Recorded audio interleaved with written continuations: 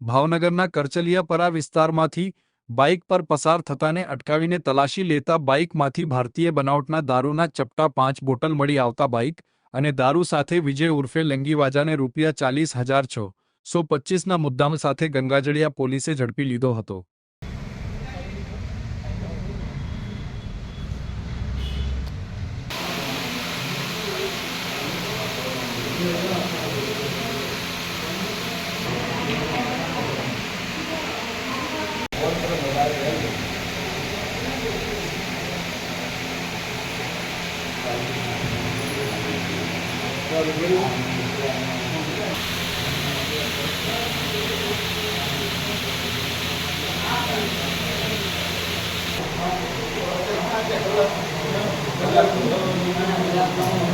Gracias.